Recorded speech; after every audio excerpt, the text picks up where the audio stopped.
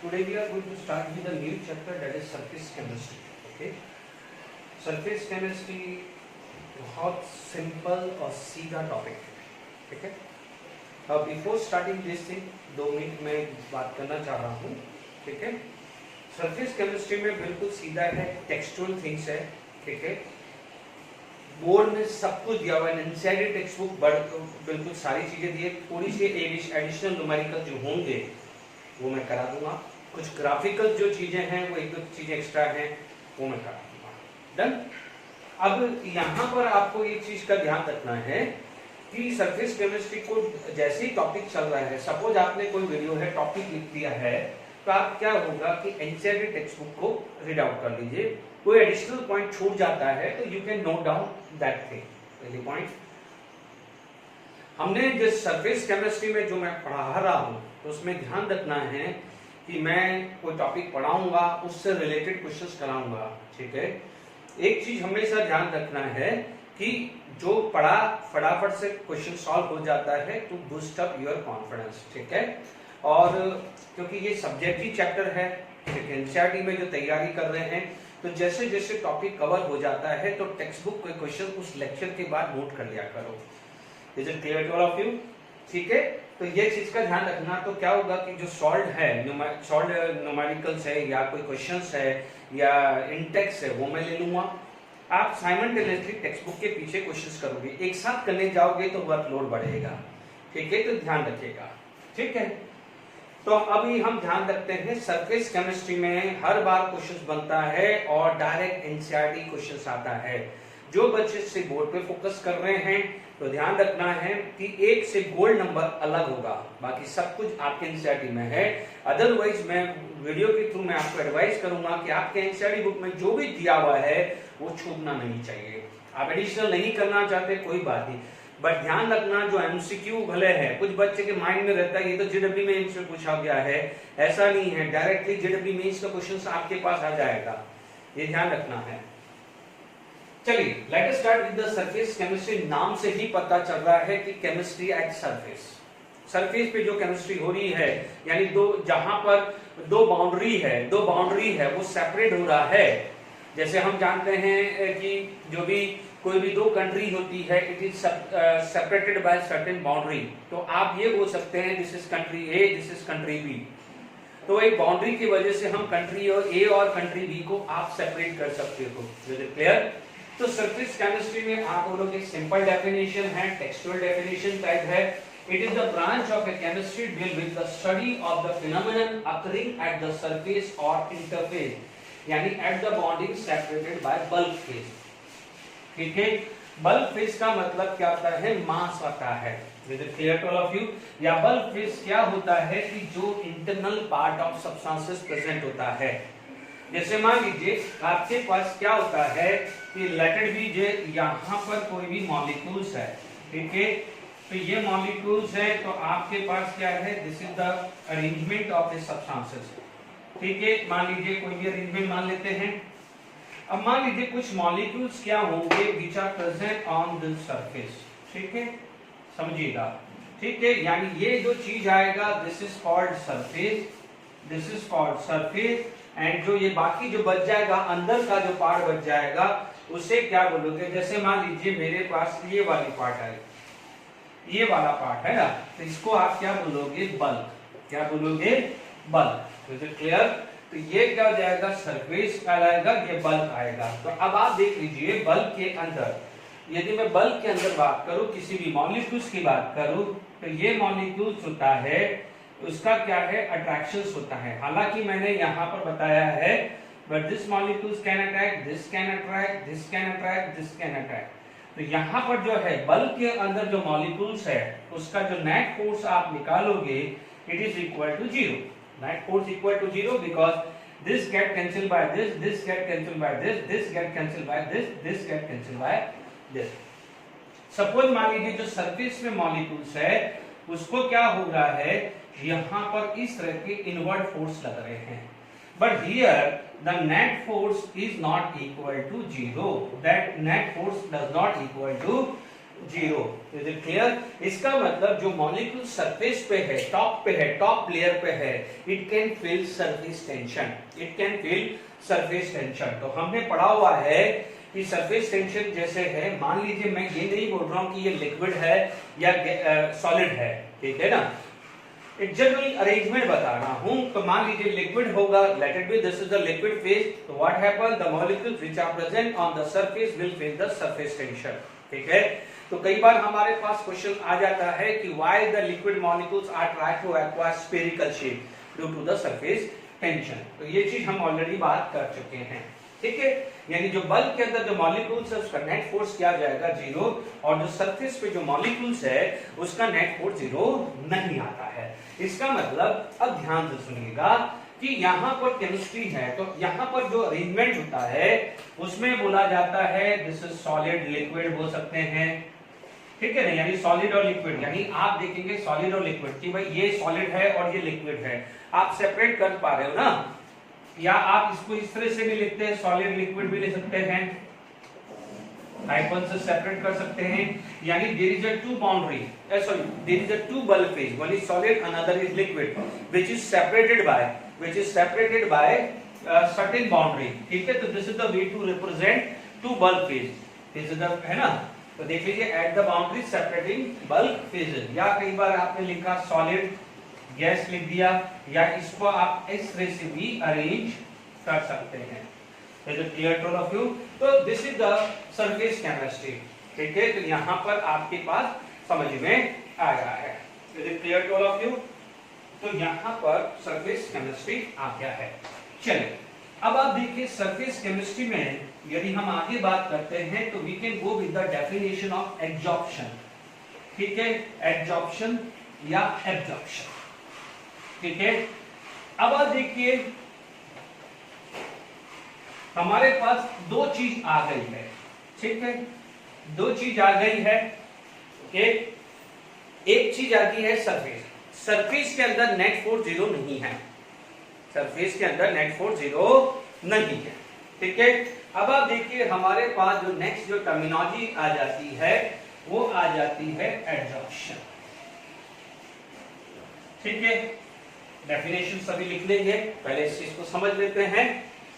अब आप देखिए क्या होता है कि सपोज मान लीजिए कोई मॉलिक्यूल्स है, मैं एक सिंपल सी बात करता हूं, आपके पास कोई मॉलिक्यूल्स है या बल्ब फेस है। अब आप देखो मैं बल्ब बोलूं या सरफेस बोलूं तो आई होप समझ में आ जाना चाहिए, क्योंकि डेफिनेशन इस पे ही है, एब्जॉर्प्शन और एब्जॉर्प्शन इसी डेफिनेशन में है। मान लीजिए यहां पर कंसंट्रेशन इंक्रीज हो गया है, यानी सरफेस पे इंक्रीज हुआ है, कहां इंक्रीज हुआ है, सरफेस पे इंक्रीज हुआ है, और यहां पर कोई इंक्रीज हुआ है तो आप क्या बोलोगे, बल्ब में इंक्रीज हुआ है। यहां पर क्या हुआ है, बल्ब में अंदर, ठीक है, ये क्लियर हो गया है। आपने देखा होगा चॉकपीस है, चॉकपीस मान लीजिए ब्लू इंक में फसाई, आप देखोगे ऊपर क्या हो जाएगा, इंक कलर होगा, बट अंदर तक क्या है, वेट रहेगा। तो आप क्या बोलोगे, सरफेस पे जो कलर आया है it is because of absorption, और अंदर जो क्या है, गीला हुआ है, वेट हुआ है, it is because of absorption. वैसे कुछ सिचुएशन बनती है कि नहीं बनती है।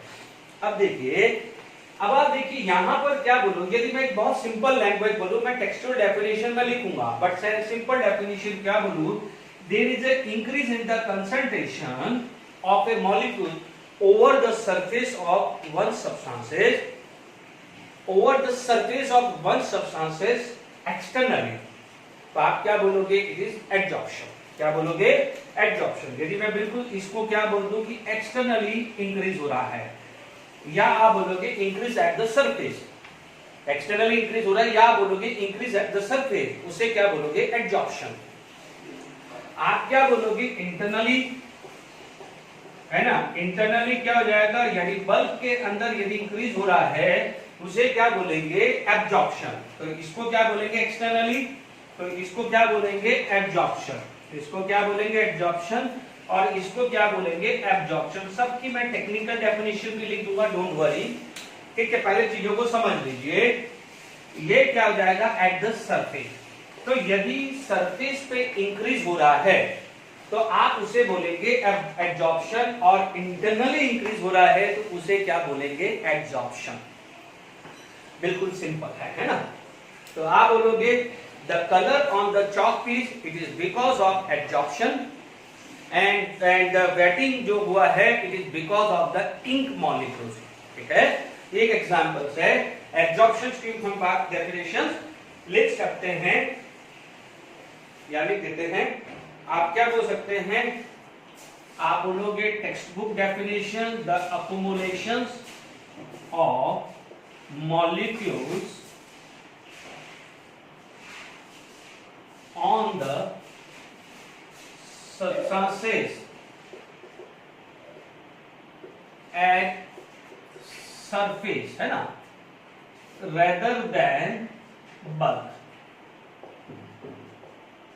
ठीक है, कहां पर accumulation हुआ मॉलिक्यूल्स का, सरफेस पे। The accumulation of molecules on the substances at surface rather than the bulk। ये सरफेस पे हुआ है और यदि बल्क में होता है तो उसे क्या बोलते हैं एब्जॉर्प्शन। ठीक है, यदि यही डेफिनेशन यदि मुझे एब्जॉर्प्शन की लिखनी है तो आप क्या बोलोगे, एब्जॉर्प्शन की मुझे डेफिनेशन लिखनी है तो आप क्या बोलोगे द अक्यूमुलेशन। मैं इसी डेफिनेशन को देख, accumulation of molecule on the substances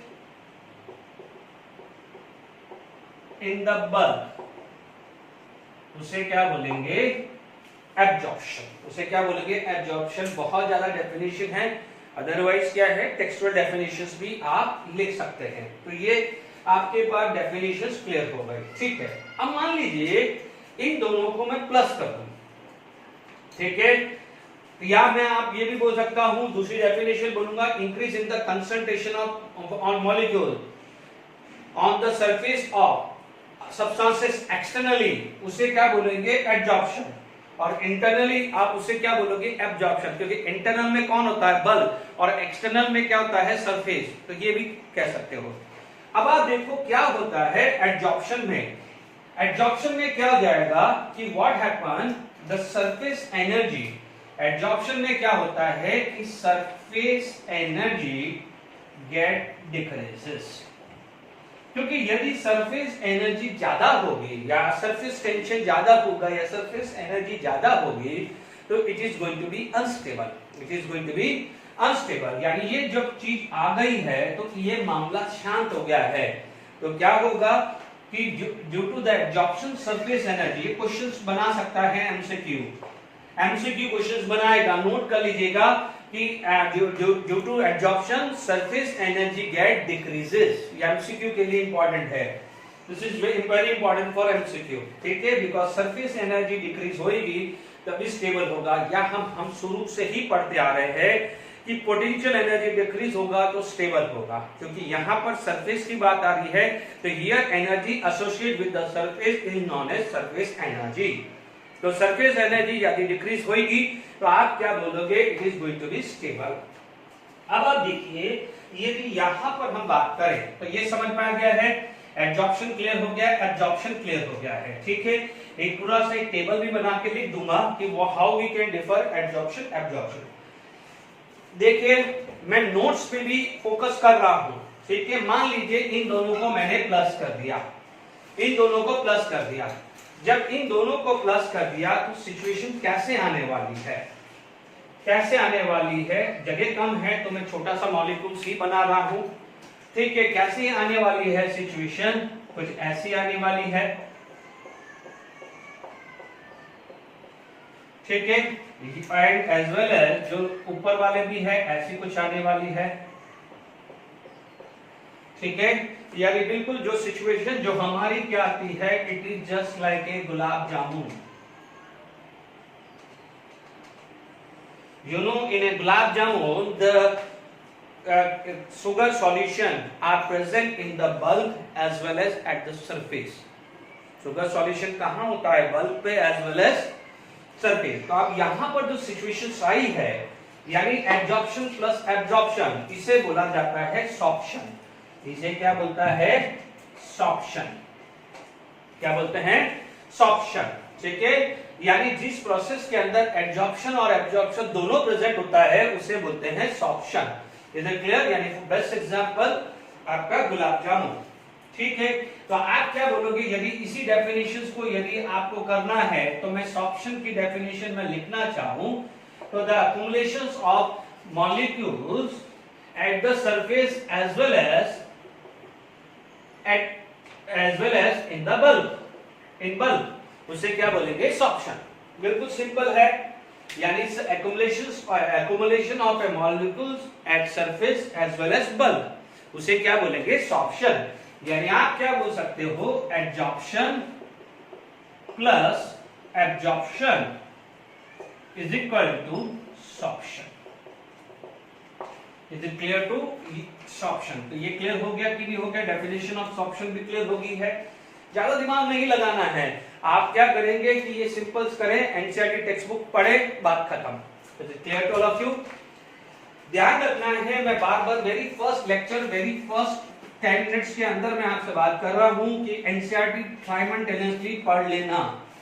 आपको लगेगा नहीं कि मैं एनसीईआरटी से बाहर कहीं जा पाऊंगा इसको चैप्टर में। Is it clear? अब आप देखिए, सॉर्प्शन भी क्लियर हो गया है। ठीक है, ठीक है। Through this video I just want to tell, ठीक है, ऑल द स्टूडेंट, मैं अपनी डेफिनेशन भी लिखवा रहा हूं, प्लस आप क्या करिएगा कि एनसीईआरटी की भी टेक्स्ट बुक की डेफिनेशन भी आप लिख लीजिएगा, क्योंकि जब सब्जेक्टिव आप एग्जाम देने जा रहे हैं तो क्या पता वो सब कौन सी डेफिनेशन एक्सेप्ट करे। ठीक है, अदरवाइज मैं सिंपल डेफिनेशन तो लिखवा ही रहा हूं। ठीक है, तो आप कोई बात नहीं, आप वो भी डेफिनेशन लिख दीजिएगा, अदरवाइज मैं, ठीक है, डेफिनेशन टेक्स्ट बुक की डेफिनेशन भी लिख दूंगा, टेंशन मत लीजिए। ठीक है, तो ये भी क्लियर हो गया। अब आप देखिए एब्जॉर्प्शन। यदि मैं एब्जॉर्प्शन की बात करूं तो एब्जॉर्प्शन में हुआ क्या था? एब्जॉर्प्शन की बात करूं तो सबसे पहले मैं लिख दूंगा कि एब्जॉर्प्शन में क्या हुआ था? Decrease in surface energy. ये एमसीक्यू के लिए बहुत इंपॉर्टेंट क्वेश्चन है। अब this is into two part, दो पार्ट में डिवाइड होता है। एक होता है एड्सॉर्बेट और एक होता है एड्सॉर्बेंट। जैसे अपन ने सॉल्यूट और सॉल्वेंट पढ़ा था ना, वैसे ही समझ लीजिए। अब देखिए हमारे पास क्या था? This molecules. ओके ओके, अब जो ये मॉलिक्यूल्स हुआ है तो यहां पर ये प्रेजेंट है। ओके, तो आप बोलोगे यहां पर जो ये चीज आया है, जिसका जो मॉलिक्यूल जिसका कंसंट्रेशन इंक्रीज हुआ है वो क्या कहलाएगा? एड्सॉर्बेट। ठीक है, और जिसका इंक्रीज जिसके सरफेस पे हुआ है वो कहलाएगा एड्सॉर्बेंट। ठीक है, अभी अपन डेफिनेशन भी लिख देंगे, टेंशन नहीं। Adsorbate and the substances over which the absorption occur. ठीक है, the substances over which the absorption occur are known as adsorbent. The molecule which are adsorbed on the surface of a substance are known as adsorbent.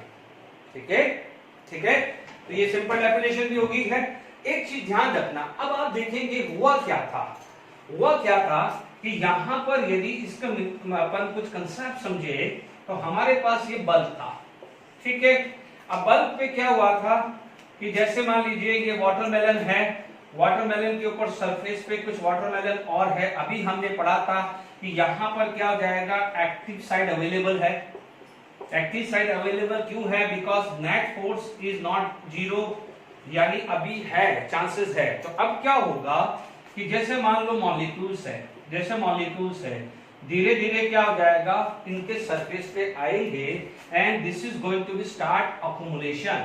तो ये क्या हो जाएगा? Adsorbate.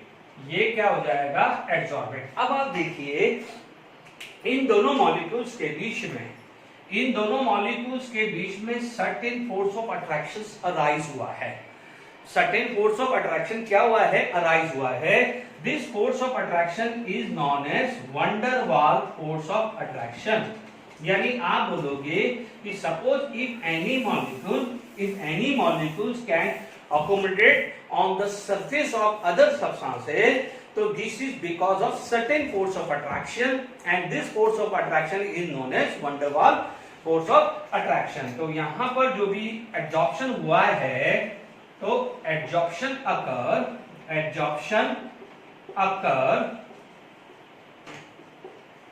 due to van der Waals force of attraction. तो यहां तक clear हो गया. ये क्या था, जो सब्सटेंसेस है उसका एक अरेंजमेंट है. ये बल्क फेज है, this is bulk phase, this is surface, and यहां पर क्या हुआ है, एडसॉर्बेंट है, और this is going to be adsorbent, है ना, एडसॉर्बेंट. बात समझ में आ गई कि नहीं आ गई? ठीक है, आगे बात में, क्योंकि अंदर नहीं होगा, धीरे धीरे क्या हो जाएगा, जब अंदर भी आने लग जाएंगे, यहां अंदर भी आने लग जाएंगे, तो उस प्रोसेस को क्या बोलेंगे, एडसॉर्प्शन. तो क्लियर हो गया है एडसॉर्प्शन का डेफिनेशन. ठीक है, तो हम यहां पर ये क्लियर हो गया है. ठीक है, तो मैंने आपको क्लियर कर दिया है एब्जॉर्प्शन, एडसॉर्प्शन एंड सॉर्प्शन. मैं डेफिनेशंस लिख देता हूं. ठीक है, वैसे मैंने आपको डिक्टेट कर दी है, डेफिनेशंस लिख देता हूं, बट एक थोड़ा सा आपका टाइम बचाने के लिए आप डेफिनेशंस लिख देते हैं. तो हमने डेफिनेशन, टेक्सचुअल डेफिनेशन ले ली, समझा पूरा था, वही देख लीजिए. The molecular species of substances which is concentrated और अक्युमुलेट एट द सरफेस, उसे क्या बोला था, एडसॉर्बेंट, है ना. And the adsorbent the material on the surface of which the adsorption take place. ठीक है, एक चीज का ध्यान रखना कि यहाँ पर जो एडसॉर्बेट होते हैं वो मोस्टली क्या होते हैं, लिक्विड एंड गैस होता है, जनरली ये होते हैं. जैसे हमने क्रोमेटोग्राफी यूज की थी, तो chromatography is based on the adsorption. ठीक है, उसके अंदर जो भी आप सेपरेशंस करते हैं, तो जो भी आप लेते हैं जिसको सेपरेशन करना है, तो it should be in liquid form, and जो अंदर तो था वो क्या था, एडसॉर्बेंट. ठीक है, अब एडसॉर्बेंट जनरली क्या होता है, सॉलिड होते हैं, दीज आर सॉलिड. ठीक है, बेस्ट एडसॉर्बेंट कौन होता है, जैसे आप देखोगे एनिमल चारकोल हुआ. ठीक है, आप बोल सकते हैं एल्यूमिना हुआ है. ठीक है, आप सिलिका जेल या सिलिका बोल दीजिए. तो these are the best adsorbent, these are the best adsorbent. और आपने डे टू डे लाइफ में इनका यूज देखा होगा. ठीक है, एनिमल चारकोल का जो है, अभी मैं लास्ट में अभी थोड़ा सा कुछ एक 3-4 एग्जांपल भी बता देता हूं, फिर लास्ट में पूरा बहुत सारे एग्जांपल्स है एब्जॉर्प्शन के, तो डिटेल में सारे एग्जांपल्स भी लिखा दूंगा. ठीक है ना, सिस्टमैटिक चल रहे हैं, है ना. आप ये देखेंगे. तो एनिमल चारकोल है. एनिमल चारकोल जैसे हमने देखा होगा शुगर इंडस्ट्री में देखेंगे कि it is obtain from the sugar cane. It has an unwanted yellow colour. जब भी आप मार्केट जाते हैं फैमिली के साथ, पेरेंट्स के साथ जाते हैं, तो आप देखेंगे कि यदि आपने थोड़ा बहुत भी ध्यान दिया है, तो जो आपके पेरेंट है वो व्हाइट शुगर लेते हैं, कभी येलो शुगर नहीं लेते हैं. और यदि येलो शुगर भी यदि मार्केट में दिखती है, मान लीजिए मार्केट में दिखती कि भाई येलो है शुगर, मान लीजिए आपके पास 2 सेक्शन है, तो डेफिनेटली उस येलो शुगर का जो कॉस्टिंग होगा, तो प्राइस होगा, वो लेस होगा व्हाइट शुगर का. क्योंकि क्या हो जाएगा, शुगर जो है येलोइश कहां से आएगा, शुगर केन से आएगा. तो व्हाट हैपन, एनिमल चारकोल से यदि रॉ शुगर का सॉल्यूशंस को हम पास कराते हैं, तो what happen, it will loss the colour. ठीक है, वो अभी मैं छोटी छोटी बातें करेंगे. तो एनिमल चारकोल यहाँ यूज होता है, डाई इंडस्ट्रीज में यूज होता है. ठीक है, मैं भी एक लूंगा, टेंशन मत लीजिए. सिलिका जो है वो मान लीजिए कहीं वैक्यूम क्रिएट करना है या कोई मॉइस्चर है उसको एब्जॉर्ब करना है तो यूज कर सकते हैं. एल्यूमिना हम क्रोमेटोग्राफी मेथड में यूज कर सकते हैं. तो these are the various use. ठीक है, तो अपन ने ये क्या है, जब मैं यूजेस में आऊंगा तो इन सबके यूजेस बराबर से समझा दूंगा. अभी टॉपिक डाइवर्ट हो जाएगा. डन. चलिए, तो अपन ने एडसॉर्बेंट ये बात कर ली है. इसका मतलब हमारे पास फाइनली ये चीज आ गई है. ठीक है, कि एडसॉर्बेंट प्लस एडसॉर्बेंट हुआ क्या है, इट इज एडसॉर्प्शन. ठीक है, ध्यान रखना, here the delta H is negative. This is exothermic process. This is exothermic process. ठीक है, ये ध्यान रखना है। मैं मैकेनिज्म इसके बाद लूंगा तो वापस से ये चीज को उठाऊंगा, क्योंकि this is the formation, surface energy is going to be decreased. If the surface energy is going to be decreased, the remaining energy is going to be release. बिल्कुल क्लियर है, सरफेस एनर्जी कम हो रही है तो जो remaining energy है it is going to be release. That's why this is known as exothermic process. तो ध्यान रखना है, मैं अभी मैकेनिज्म लूंगा तो यहां पर ये वापस से ये चीज उठाऊंगा। अब आप देख लीजिए, यहां पर ये चीज तो क्लियर हो गया है, एड्सॉर्बेट हो गया है, एड्सॉर्बेंट हो गया है। ठीक है, कुछ एग्जांपल्स बात कर सकते हैं, जैसे मान लीजिए एग्जांपल्स ऑफ एड्सॉर्प्शन।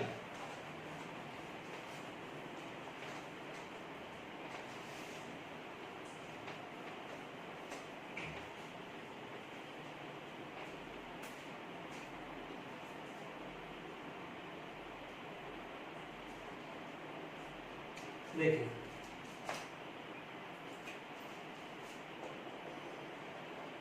अभी कुछ एग्जाम्पल है, सम एग्जाम्पल से सारे नहीं लिया है, एंड में सब और ले लूंगा।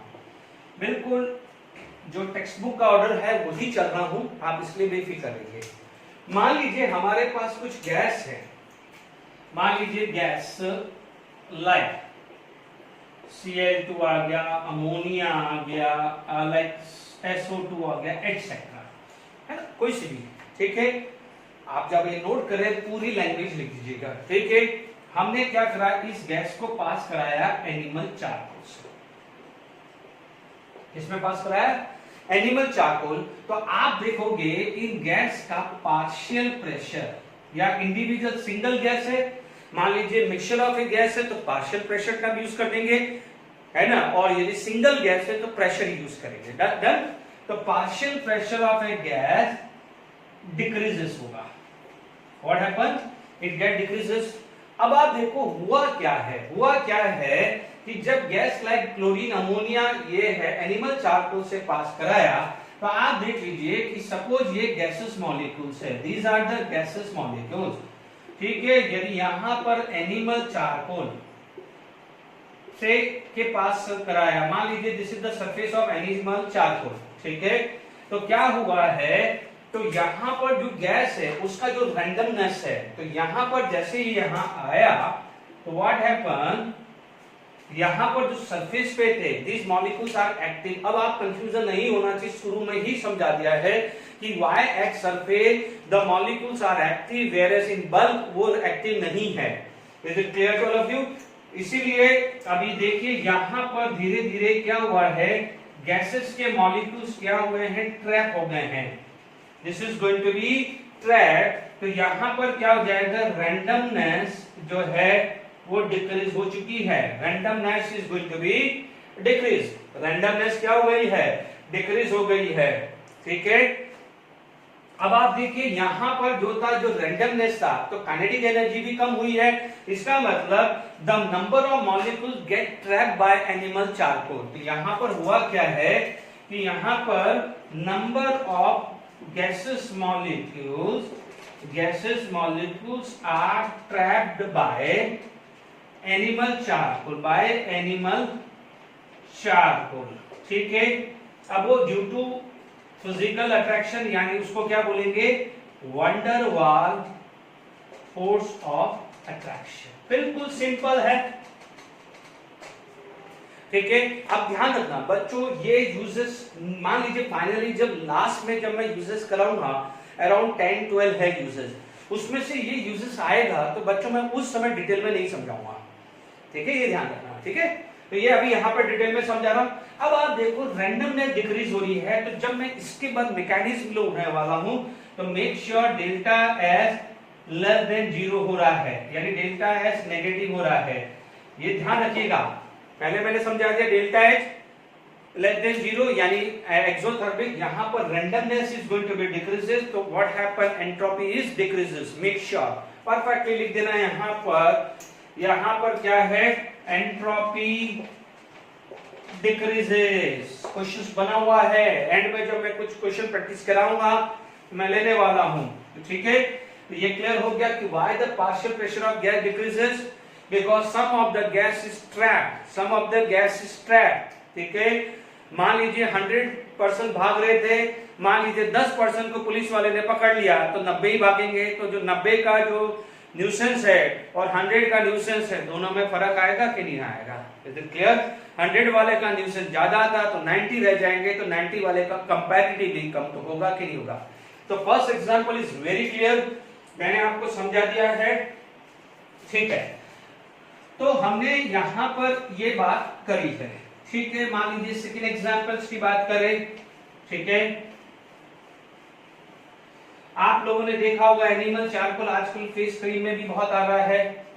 ठीक है, आप देखेंगे कि कुछ ऐड होती है जिसमें से ये कुछ ब्लैक वाला हटाते हैं, तो फिर वो बोला कि एनिमल चारकोल क्या करता है, आप अप्लाई कर लीजिए एनिमल चारकोल, तो कोई भी जो भी अनवांटेड जो वेस्ट होगा या कुछ भी होगा वो सरफेस पे एब्जॉर्ब होगा। अब जब वॉश करोगे तो सब बिल्कुल गोरे हो जाओगे, जो बेकार है। ठीक है, कोई भी स्किन पे केमिकल लगाते हैं तो हमारी स्किन को हार्म ही देता है, ध्यान रखिएगा। ठीक है, तो यहां पर जो सेकंड चीज जो आ जाती है, सेकंड एग्जांपल ध्यान दीजिए कि मान लीजिए कोई भी डाइज है, जैसे डाइज है, मिथाइलिन ब्लू ले लिया है, दीज आर द डाई। ठीक है, अब आप लीजिए उसको एनिमल चारकोल में डाला, एनिमल चारकोल में डाला। ठीक है, मान लीजिए कुछ ऐसा कुछ आ गया है, कुछ अरेंजमेंट ऐसा आ गया है कि लेट इट बी, यहां पर मान लीजिए ये है। ठीक है, ये एनिमल चारकोल ले लिया मैंने, एनिमल चारकोल। ठीक है ना, एनिमल चारकोल ब्लैक कलर का ही होता है, पूरा शेड नहीं किया, ब्लैक कलर ही आने वाला है। ठीक है, मान लीजिए यहां से मान लीजिए मेरे पास कोई भी कंटेनर है।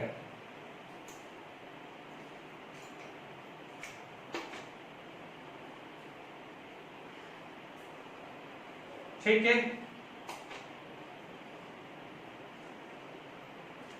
ओके, चीजों को समझिएगा, बिल्कुल सिंपल है, और आप लैंग्वेज पढ़ोगे, टेक्सुअल लैंग्वेज पढ़ोगे तो बिल्कुल और अच्छे से समझ में आ जाएगा।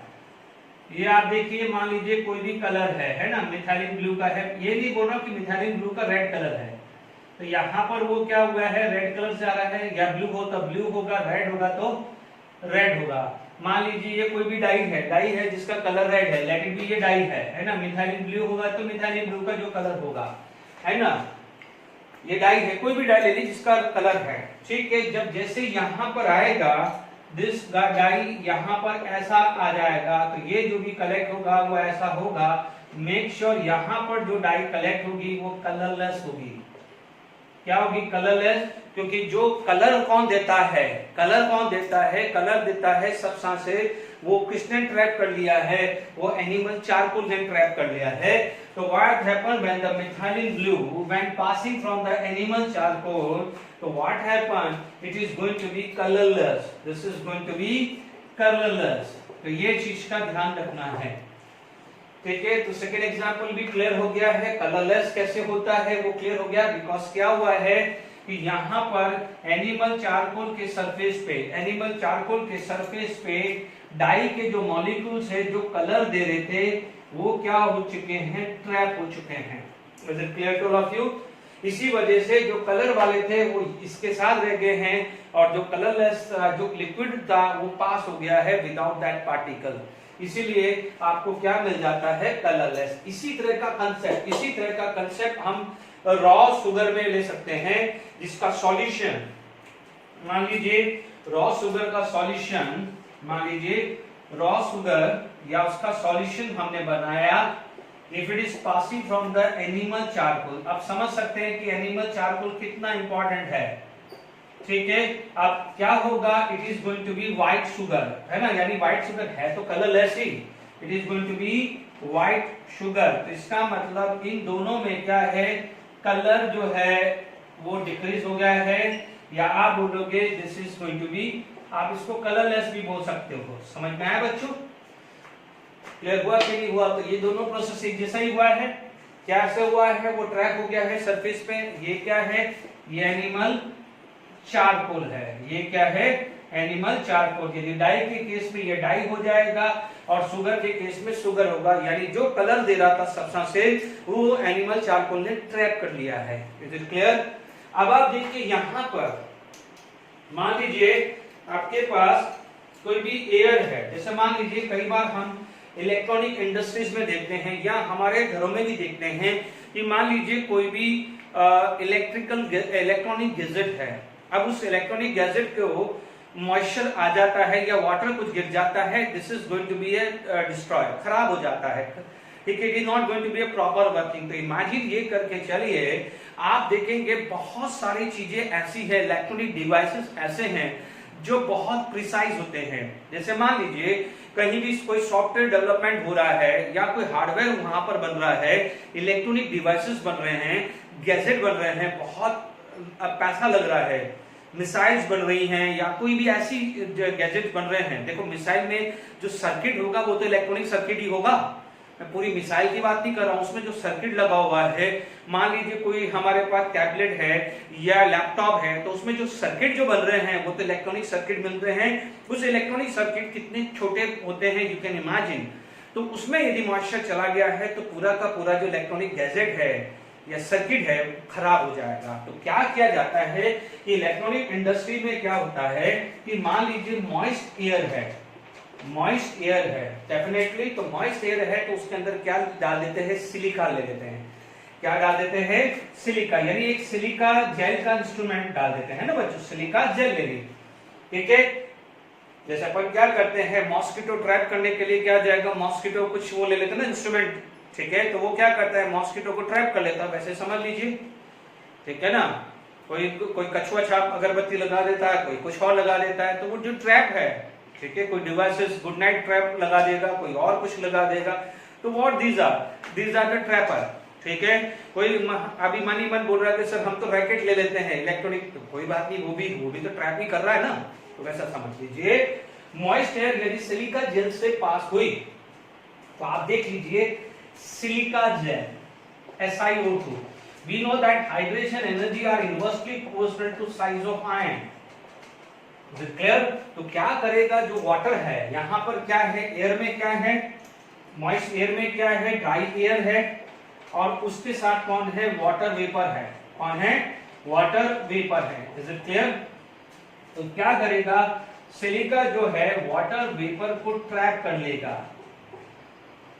किसको ट्रैप कर लेगा, वाटर वेपर को। बट यहाँ पर सब में क्या लग रहा है, एड्सॉर्प्शन, क्योंकि इंक्रीज कहाँ हो रहा है, सरफेस पे, तो ये क्या हो जाएगा, this is going to be dry air, dry air. तो यानी क्या हो जाएगा, what is the purpose of using the silica gel, to remove the moisture, to remove the moisture. I hope समझ में आ गया होगा।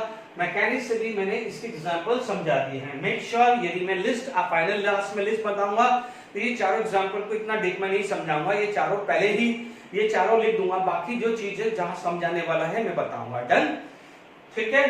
तो ये आपके पास ये चार एग्जांपल्स भी क्लियर हो गया है, ठीक है। अब आप देखेंगे तो आई होप समझ में आ गया है, चारों एग्जांपल्स क्लियर हो गया है। अब देखिए हम लोग अभी मान लीजिए ये तो एग्जांपल किसका था, एड्सॉर्प्शन का था, ठीक है, ठीक।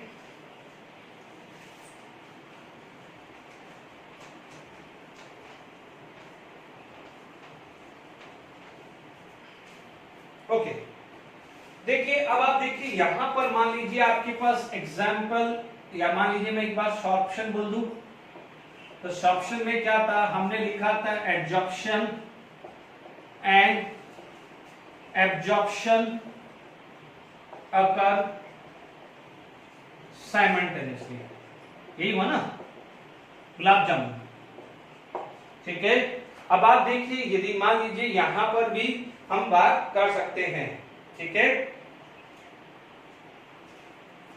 ठीक है, यहां पर गुलाब जामुन आ गया है, मान लीजिए एग्जांपल्स ले, तो dyes get adsorb and absorb on cotton, cotton fibre या कॉटन आप लेते हैं तो वहां पर क्या हुआ, एड्सॉर्ब और एब्सॉर्ब दोनों हो जाएगा, तो this is the example of sorption. Is it clear? तो this is the example of sorption. अब आप देखो इसके बाद क्या जाता है, there is a one word which is known as occlusion. जैसे अपन ने हाइड्रोजन चैप्टर में पढ़ा था, ठीक है, ये ऑक्यूलेशन कब आएगा, जब अल्कीन के अंदर हम बात करेंगे मैकेनिज्म। जैसे हम लोगों ने पढ़ा है कि अल्कीन के अंदर हाइड्रोजन ऐड करते हैं तो it is going to be form alkane, ठीक है। तो ऑक्यूलेशन क्या होता है कि एडजॉर्प्शन, ऑक्यूलेशन का मतलब होता है adsorption of gas at the surface of metal. यदि मेटल सरफेस के ऊपर यदि एडजॉर्ब होता है उसे क्या बोलते हैं, ऑक्यूलेशन। जैसे मान लीजिए हमने क्या है, हाइड्रोजन इन प्रेजेंस ऑफ निकल लिया था, याद आ रहा है, निकल पैलेडियम प्लैटिनम होता है। तो what happen, this is the surface of the nickel, ठीक है। हाइड्रोजन गैस क्या होती है, it is going to be trap like this, ठीक है। यानी जो हाइड्रोजन है, ठीक है, हाइड्रोजन जो है वो ऐसे ट्रैप हो जाता है, hydrogen it would be trap like this, is it clear, ठीक है। But make sure this is the physical adsorption, ठीक है। तो ये अभी मैं इसके बाद डिफरेंशिएशन बताऊंगा, what is the physical adsorption and chemical adsorption.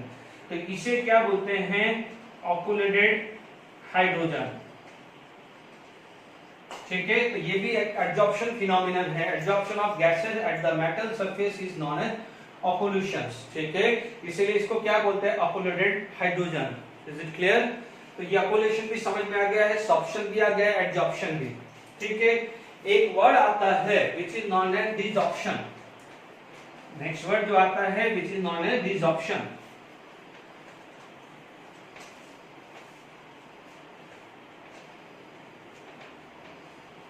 क्या बोला जाता है, डिसॉर्प्शन।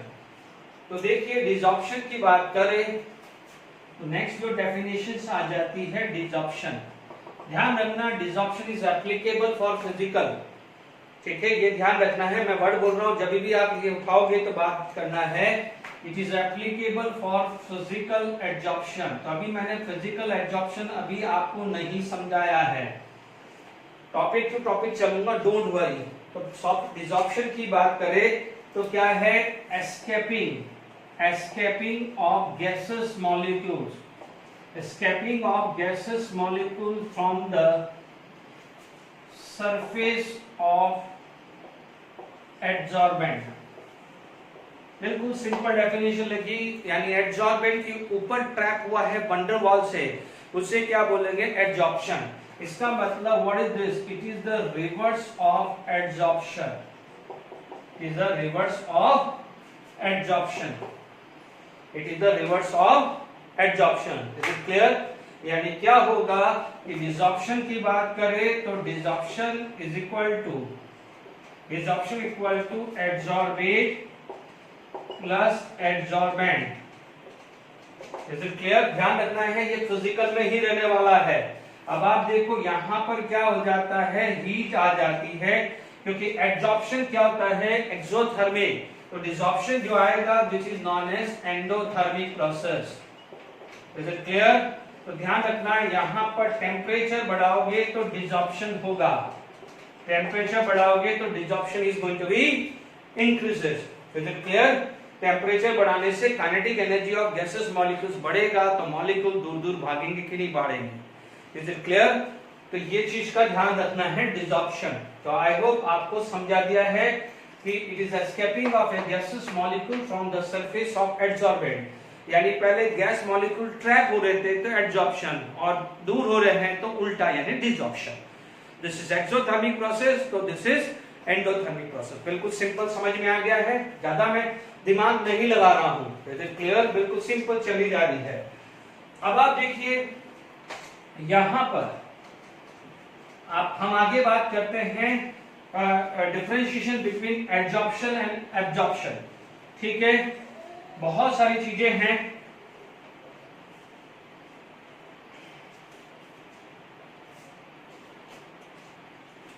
हमारे पास नेक्स्ट आ जाता है distinction between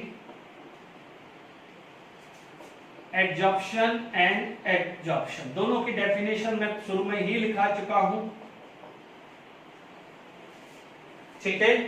distinction between absorption and adsorption. हमारे को पता है कि absorption uniform through out this होता है, ठीक है, जबकि एडजॉर्प्शन कहां होता है? सरफेस पे। तो क्या होता है, पूरी की पूरे सब्सटेंसेस के अंदर यूनिफॉर्मली डिस्ट्रीब्यूट नहीं होता है। ये कहां होता है? बल्क में। तो बल्क में पूरा का पूरा यूनिफॉर्मली डिस्ट्रीब्यूटेड होता है। क्लियर? यानी जो भी होगा पूरा यूनिफॉर्मली डिस्ट्रीब्यूटेड होगा। डायग्राम बताया था मैंने, ठीक है। ये क्या होता है? थोड़ा फास्ट होता है, बट धीरे धीरे क्या हो जाता है? टाइम रहते रहते स्लो हो जाता है, जबकि एब्जॉर्प्शन स्लो होता है। आप इमेजिन करो कि कोई लिक्विड मॉलिक्यूल से या गैस मॉलिक्यूल से वो सबसे पहले कहां आएगा? सरफेस पे। आप इमेजिन करिए कि कोई हमारा गेस्ट है। अब वो गेस्ट है, मान लीजिए हमारा रिलेटिव ही है, वो हमसे मिलने घर पे आए हैं, ठीक है, 1-2 दिन हमारे यहाँ घर पे रहने आए हैं। तो आप इमेजिन करके चलिए कि जब वो आएंगे तो पहले डोरबेल बजाएंगे, ठीक है, डोरबेल बनाएंगे, हम वेलकम करेंगे। तो क्या करेंगे? सबसे पहले हम हमारे ड्राइंग रूम में रखेंगे, लिविंग रूम में रखेंगे, ठीक है, थोड़ी देर के चाय नाश्ता जो भी होगा वो करवाएंगे। देन ओनली फिर क्या होगा? उनका सामान जो भी है, हम जो भी गेस्ट रूम है वहां रखवाते हैं। तो आप इमेजिन करके रहिए। फिर उसी के बाद क्या है, धीरे धीरे क्या हो जाता है, वो पूरे के पूरे घर में इजीली घूम सकते हैं, वो किचन जा सकते हैं, दूसरे रूम में जाएंगे। कई बार होता है ना, हमारे क्लोज रिलेटिव आते हैं, तो क्या है, ऐसा थोड़ी क्लोज रिलेटिव आते हैं तो सीधे के सीधे बेडरूम में पहुंचा देते हैं। पहले आते हैं, बैठाते हैं, कैसे, hi hello how are you, how the thing is going on, सबको चाय पानी पिलाया, उसी की बात होगा। तो सबसे पहले हुआ क्या है, सबसे पहले आपको फर्स्ट रूम में ही रोक दिया है। तो यानी एकदम जब एंटर हुआ है तो फटाफट डोर बेल बजाएगा तो वो फास्ट आया। फिर आप बोलेंगे आइए, ठीक है, मिलिए, बैठिए, ठीक है, वो थोड़ा सा स्लो हो जाएगा, आराम से वो बैठ के गपशप मार रहे हैं तो वो स्लो हो गया, ठीक है। फिर क्या हुआ, फिर वो हम उनका जो भी सामान है गेस्ट रूम में लेके जाएंगे। तो गेस्ट रूम में लेके जाएंगे तो गेस्ट रूम में लेके जाएंगे तो this is the bulk of our house, हमारे घर का बल्क ही हुआ ना। फिर और जो हमारा ड्राइंग रूम हुआ या लिविंग रूम हुआ वो क्या हुआ? सरफेस हुआ कि नहीं हुआ? क्लियर? फिर क्या हुआ कि वो इतने, क्योंकि मान लीजिए क्लोज रिलेटिव है तो वो किचन में भी जा सकते हैं, दूसरे रूम में भी जा सकते हैं, ऐसे करके वो घूम सकते हैं। तो वो क्या होगा, वो पूरे के पूरे घर में यूनिफॉर्मली डिस्ट्रीब्यूटेड होगा। बट ऐसा नहीं है, डोर बेल बनाई चालू हो गए, बिल्कुल समझ लीजिए। तो ये हो जाएगा, it is the slower process, it is initially fast but it will take time. Clear?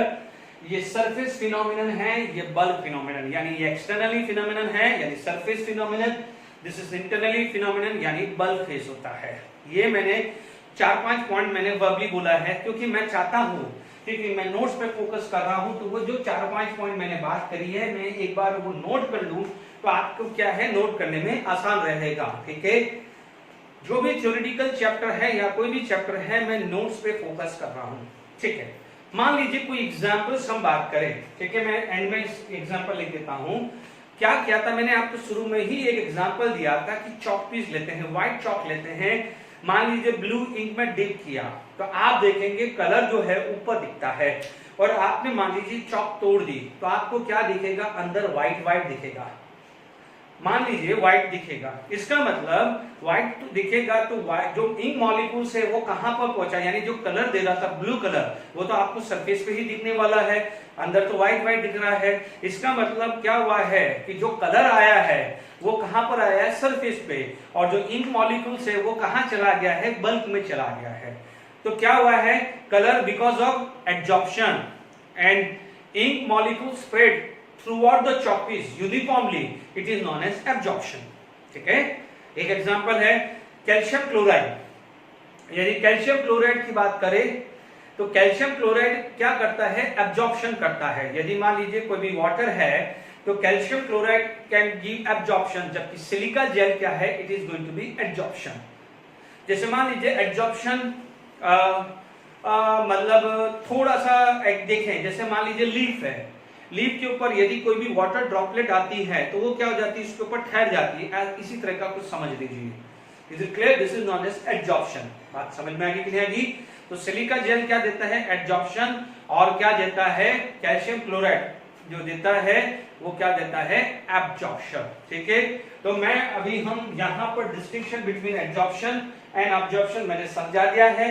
एक बार और लिखिए, फिर मैं वापस से इसको भी समझा देता हूं। ओके, तो देखिए मैंने जो आपको डिफरेंशिएशन जो सब बताया था एक बार मैंने लिख दिया, this is for your notes, है ना। हमारी जो टेक्स्ट बुक में इतना अच्छे से नहीं दिया हुआ था, इसलिए मैंने इसको ब्रीफ करके बना दिया है। ये डेफिनेशन भी एक बार लिख दी है कि it is the phenomenon of higher concentration of a gas और liquid on the surface than in the bulk. कहां पर ज्यादा था? सरफेस पे था एज कंपेयर टू बल्ब, ये समझा दिया है। It is the phenomenon in which the particle of a gas और liquid get uniformly distributed throughout the body. मैंने बताया था ना यूनिफॉर्मली, ब्लू ब्लू से और रेड रेड से क्या बताया था, ये बताया था। कंसंट्रेशन कहां पर है? हाई एट सरफेस, जबकि यूनिफॉर्मली थ्रू बॉडी, यानी यही स्टेटमेंट को मैंने ब्रीफ कर दिया है, इसी स्टेटमेंट को ब्रीफ कर दिया है। ये कहां पर अकर हुआ था? Surface phenomenon. ये कहां अकर हुआ था? बल्ब के अंदर। ठीक है, इनिशियली क्या होता है? एब्जॉर्प्शन क्या होता है? रैपिडली होता है, रेट ऑफ रिएक्शन फास्ट होता है, और धीरे धीरे क्या जाएगा? स्लो होता है। हमेशा ध्यान रखना कि कोई भी केमिकल रिएक्शंस होती है, जैसे एक सिंपल सा लॉजिक बताता हूं, it is not a chemical reactions में मान लीजिए हमें भूख लगता है, मान लीजिए लंच या डिनर के टाइम हम घर पे बैठते हैं, तो क्या होता है इनिशियली, यदि मान लीजिए फर्स्ट चपाती हम खाते हैं, मान लीजिए किसी बच्चे की कैपेसिटी 3 चपाती की है, तो फर्स्ट चपाती बहुत फास्ट खाएगा क्योंकि भूख एकदम लगी है, बच्चा पढ़ के है, बहुत ज्यादा केमिस्ट्री बढ़ ली है, भूख लग गई है, ठीक है, तो क्या करेगा? फर्स्ट चपाती खाएगा, बड़ी फास्ट खाएगा, वो प्रैक्टिकल है, वो डे टू डे लाइफ का है। सेकंड थोड़ी सी स्लो होगी, थर्ड धीरे धीरे होगी, और मान लीजिए किसी बच्चे का 3 चपाती है, बट मम्मी ने जबरदस्ती उसको दे दिया कि मान लीजिए एक और चपाती खा ले, सब्जी अच्छी बनी है, और चपाती खा ले, हालांकि 4 चपाती कैपेसिटी, बट मान लीजिए जूम कर लीजिए, तो वो मन मार के खाएगा क्योंकि थर्ड तक वो सैचुरेटेड हो चुका है। तो आप क्या बोलोगे कि शुरू में जब भूख ज्यादा थी तो रेट ऑफ रिएक्शंस क्या था? चपाती खाने का रेट क्या था? फास्ट था। धीरे धीरे क्या हो गया? वो रेट क्या हो जाता है? स्लो जाता है, because it is moving toward the saturated situation. ठीक है, तो क्या था पहले? क्या होता था, जैसे आप मान लीजिए घरों में क्या है, हम मम्मी क्या है या आप हैं, जो भी हैं, घर पे कोई भी पर्सन है, मान लीजिए कोई भी पोंछा लगाता है, तो व्हाट क्या करता है, या स्पंज कुछ करता है, गाड़ी को कुछ करता है, तो इनिशियली स्पंज क्या होता है? ड्राई करता है, वाटर एब्जॉर्ब करता है, तो इनिशियली क्या जाएगा? वाटर एब्जॉर्प्शन फास्ट होता है, बट वही गीले को सेकंड टाइम करोगे तो वो थोड़ा सा कम होगा, बिकॉज उस सैचुरेशन सिचुएशन में आ गई है। ठीक है, तो ये that rate slowly decreases, but यहां पर क्या हो जाएगा? स्लोली बट यूनिफॉर्मली रेट होगा, उसमें कोई चेंज नहीं आएगा, क्योंकि यहां पर मॉलिक्यूल सारे के सारे ट्रैप होंगे। तो यहां पर अंदर आने के बाद क्या है? यूनिफॉर्मली रहता है, बाहर थोड़ा टाइम लगता है। It is the fast process, ठीक है, और इट इज अ स्लो, क्योंकि सरफेस पे तो क्या होगा? फास्ट आएगा, फिर धीरे धीरे सरफेस से अंदर आएगा तो क्या होगा? स्लो होगा। तो ये क्या है? एब्जॉर्प्शन और एब्जॉर्प्शन की बात आई रही है। अब आप देखिएगा, मैं ये नोट लिख करवा रहा हूं क्योंकि ध्यान रखना है, एनसीईआरटी बुक को छोड़ना नहीं है, ठीक है, आपके पास ध्यान से सुनिएगा। देखिए, इसके बाद यदि हम बात करते हैं, एग्जाम्पल्स की बात करते हैं। देखिए, एग्जाम्पल में क्या हो जाएगा? मान लीजिए यहां पर एग्जाम्पल फर्स्ट लिया है कि मान लीजिए चॉक पीस है ना, डिप्ड इन इंक, इंक के अंदर डिप कर दिया।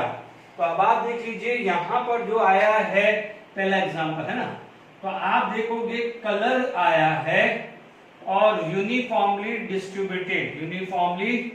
डिस्ट्रीब्यूशन ऑफ मॉलिक्यूल्स, दो चीज हुई ना, यूनिफॉर्मली डिस्ट्रीब्यूशन ऑफ मॉलिक्यूल। तो ये कलर आया है, ये आता है बिकॉज ऑफ एब्जॉर्प्शन, और यूनिफॉर्मली डिस्ट्रीब्यूटेड है तो बल्ब के अंदर यूनिफॉर्मली डिस्ट्रीब्यूशन, इसे हम क्या बोलते हैं? एब्जॉर्प्शन।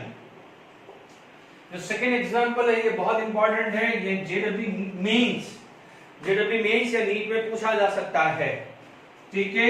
मान लीजिए वाटर वेपर है, वाटर वेपर को देखिए, water vapour passing from the two thing, एक आता है एनहाइड्रस कैल्शियम क्लोराइड, हमारे को पता है एस ब्लॉक में पढ़ा हुआ है, कैल्शियम क्लोराइड कैल्शिएट 2+, its hydration energy is very very high, और हम जानते हैं कि अल्कलाइन अर्थ मेटल के compound it can be easily hydrated. Is it clear? तो ये क्या हो जाता है, इनफैक्ट ऐसा हो जाता है, तो ये हो जाता है एब्जॉर्प्शन।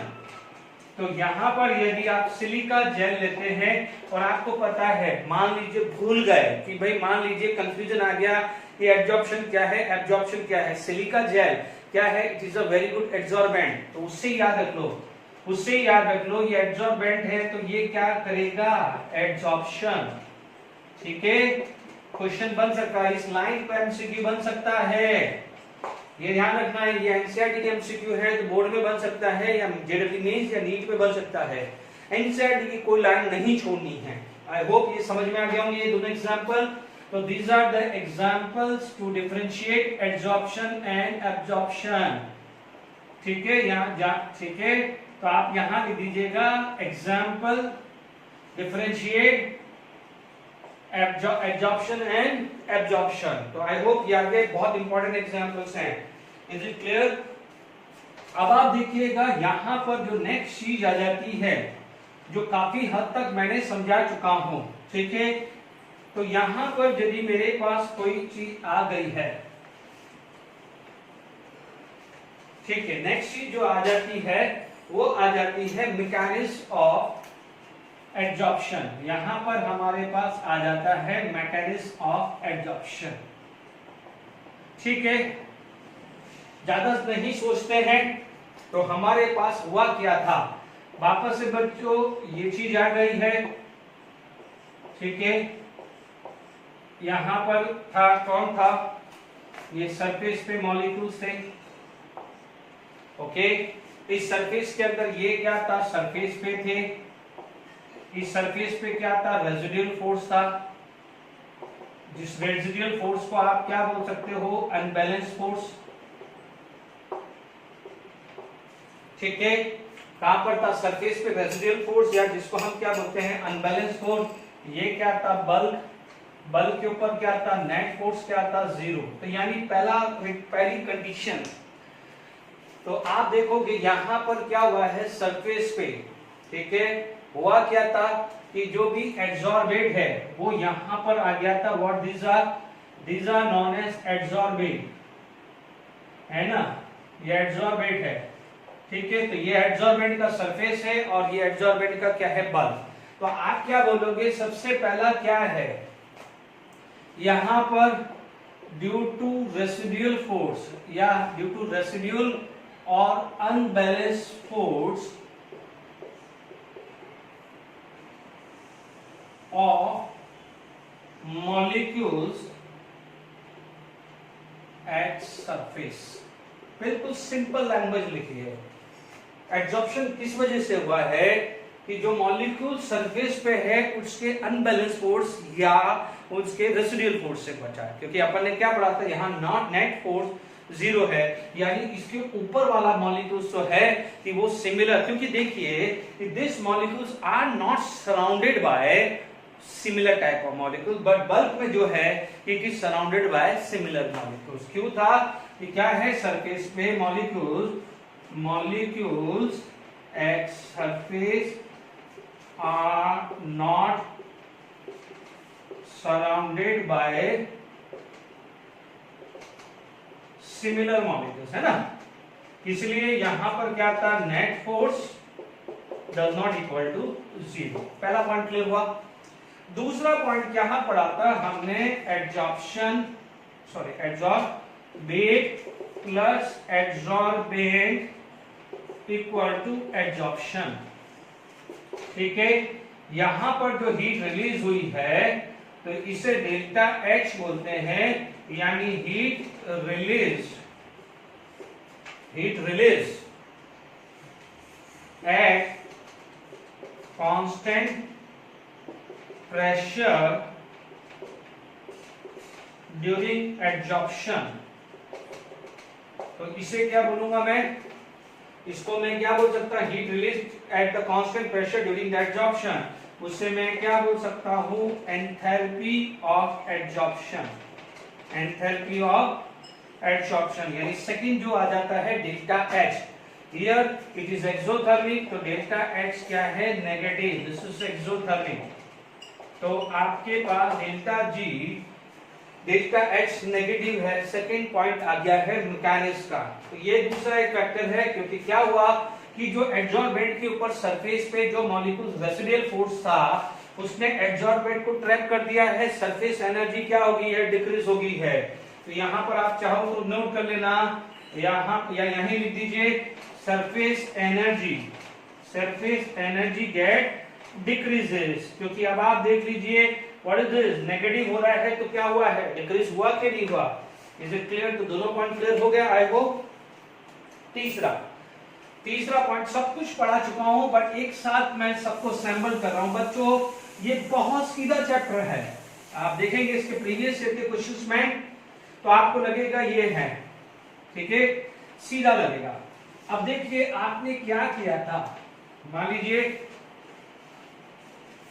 यहां पर, मान लीजिए मैं गैस ही ले लेता हूं, मान लीजिए गैस था थर्ड पॉइंट, ये थर्ड पॉइंट गैस और लिक्विड, ठीक है। यहां पर सॉलिड एडजॉर्बेंट क्या हुआ था, एडजॉर्प्शन हुआ था, तो लेट इट बी, ये क्या था, सॉलिड सरफेस था, ठीक है, सॉलिड सरफेस था। तो यहां पर क्या हुआ था, ट्रैप हो गया। ये कौन था, गैस या लिक्विड था, ठीक है। इस प्रोसेस को आपने क्या बोला था, एडजॉर्प्शन, इसको क्या बोला था, एडजॉर्प्शन। यहां पर जो रैंडमनेस थी, तो यहां पर क्या हुआ है, रैंडमनेस डिक्रीजेस, तो डेल्टा एस इज नेगेटिव या डेल्टा इज लेस देन 0 बोल सकते हैं। यानी आप बोलोगे कि यहां पर क्या हुआ है, एंट्रोपी डिक्रीजेस, एंट्रोपी क्या हुई है, decreases, because randomness of gas या लिक्विड का थोड़ा बहुत रैंडमनेस है वो डिक्रीज हो जाएगा। आई होप समझ में आ गया, बिल्कुल क्लियर है। अब आप देखिए फोर्थ जो पॉइंट आता है, वो आ जाता है delta G is equal to delta H minus T delta H. Is it clear? आप क्या बोलोगे, फॉर एडजॉर्प्शन का मतलब स्पॉन्टेनियस प्रोसेस, एडजॉर्प्शन का मतलब आप क्या बोलोगे, स्पॉन्टेनियस प्रोसेस, ठीक है। For spontaneous process delta G should be less than 0, ठीक है। हमारे को पता है डेल्टा एच और डेल्टा एस, हमारे को पता है डेल्टा एच लेस देन 0 है, इनफैक्ट डेल्टा एस भी लेस देन 0 है, ठीक है। डेल्टा यही चीज चाहिए ना हमारे को, क्योंकि ये दो चीज तो हम सेकंड पॉइंट पे लिया, ये थर्ड पॉइंट पे है। अब आप मान लीजिए ये क्या था बच्चों, समझो, ये आपका क्या है, नेगेटिव, ये क्या हुआ है, नेगेटिव, ठीक है। नेगेटिव बिकम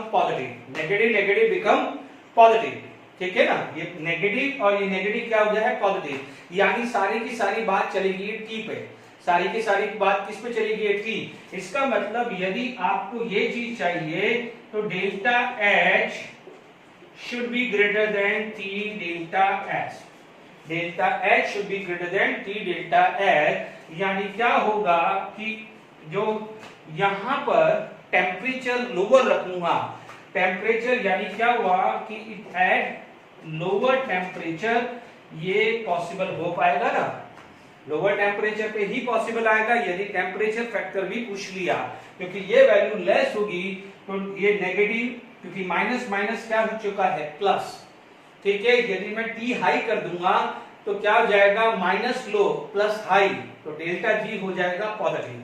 इसलिए delta H should be greater than T delta H, तभी डेल्टा जी लेस देन 0 आएगा। वो कब पॉसिबल है, जब टेम्परेचर लोअर करेंगे। तो जब मैं इसी के जस्ट बाद, इसी टॉपिक के बाद, यदि आज हो जाता है तो ठीक है, नेक्स्ट यदि टाइम नहीं रहता है तो नेक्स्ट में मैं लूंगा physical absorption and chemical absorption. तो physical absorption occur at lower temperature, वो क्यों क्लियर हुआ, ठीक है। थोड़ी देर पहले मैंने डिसॉर्प्शन भी बताया था, याद करिए। डिसॉर्प्शन में क्या पढ़ाया था, टेम्परेचर इंक्रीज करोगे तो डिसॉर्प्शन होगा, तो इसका उल्टा कर दो, टेम्परेचर इंक्रीज करोगे तो डिसॉर्प्शन। और टेम्परेचर डिक्रीज करोगे तो क्या होगा, एब्जॉर्प्शन। क्या हुआ क्या नहीं हुआ, हर छोटी चीजें को प्रैक्टिकली करके चलो, कोई प्रॉब्लम नहीं है, ठीक है।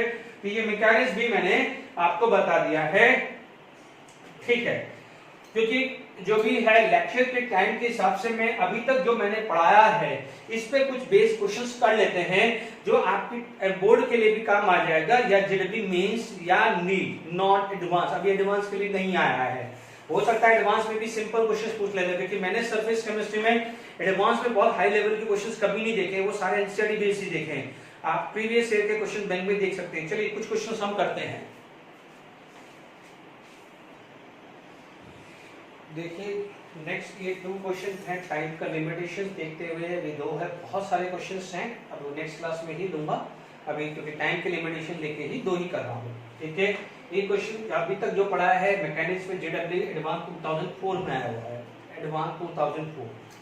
Absorption of a gas on solid surface is generally, ध्यान दीजिए डेल्टा एच नेगेटिव होता है तो डेल्टा एच पॉजिटिव तो हो नहीं सकता।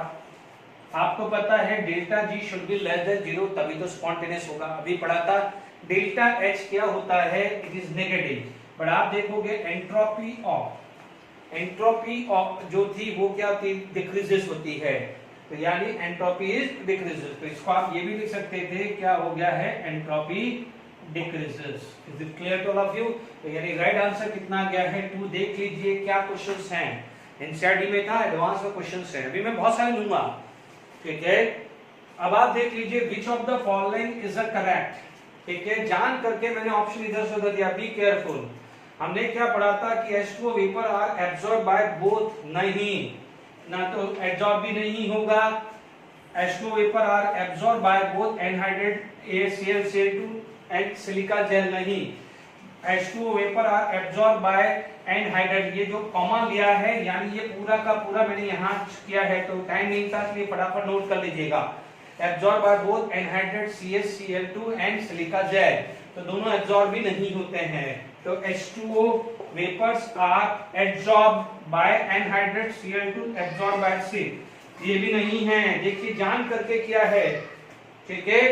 ये एनहाइड्रेट CaCl2 क्या करता है, एब्सॉर्ब, और सिलिका क्या करता है, एब्सॉर्ब। ट्रिक क्या बताई थी, and silica jail is the best absorbent. तो एब्सॉर्बेंट क्या करता है, एब्सॉर्बेंट क्या करता है, एब्जॉर्प्शन। एब्सॉर्बेंट क्या करता है, एब्जॉर्प्शन। तो राइट आप क्या है, ये बच्चों क्वेश्चंस क्या है, ये आपका एनसीईआरटी एग्जाम्पलर का क्वेश्चंस है, मोस्ट प्रॉब्ली एग्जाम्पलर का क्वेश्चंस है। तो आप देख लीजिए कि ये अपने बोर्ड लेवल पे क्वेश्चन आ सकता है, clear to all of you. जेडबी मेंस में आ सकता है, नीट में आ सकता है, मैं एडवांस की बात नहीं कर सकता हूं, बट फिर भी देख लीजिए वो कोई भरोसा नहीं, क्योंकि ध्यान रखिए सारे एग्जाम टेक्सचुअल बेस पे है, clear to all of you. तो यहाँ पर आपके पास ये सारी चीजें आ जानी चाहिए। आई होप अभी तक जो पढ़ाया है बहुत सारी चीजें हैं, कोई बात नहीं, कल नेक्स्ट क्लास में जो भी होगा तो मैं पूरा और लूंगा, और उस पे बेस क्या है एंड पे मैं हर मैं दो चार क्वेश्चंस डालूंगा ही डालूंगा, तो क्या है आपका साथ में रिवीजन हो जाएगा। Is it clear? Okay, thank you very much.